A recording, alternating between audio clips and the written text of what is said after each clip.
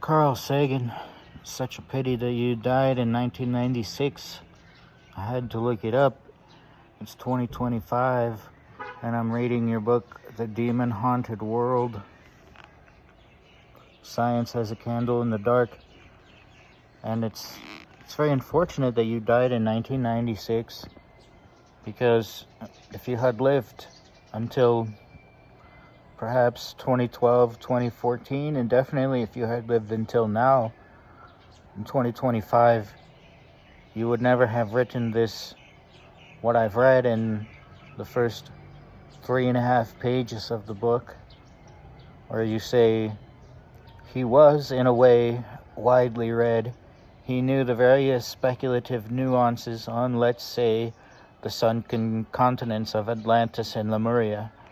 He had at his fingertips what underwater expeditions were supposedly just setting out to find the tumbled columns of broken minarets of a once great civilization whose remains were now visited only by deep-sea luminescent fish and giant kraken.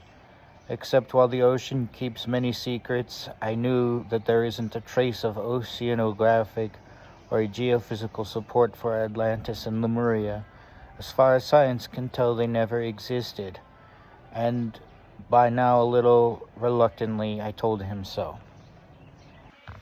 It's a shame you never lived to meet Graham Hancock, or at least to read the books of Graham Hancock.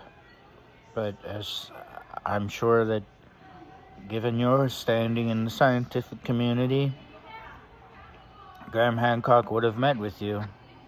And the evidence today that has been around since 2012, 2014, but especially today,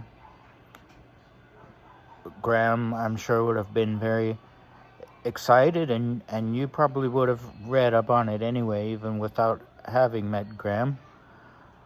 But the evidence today that is overwhelming, and we know for a fact that Atlantis existed and that there were very advanced antediluvian, pre-flood civilizations, and that their names were Atlantis and Lemuria, especially Atlantis. And yeah, it's just a pity that you wrote this, and in whatever year that you wrote this, sometime in the 90s, I guess, sometime before you died, obviously, in 1996. So, wow. I wish you had lived longer, Carl Sagan.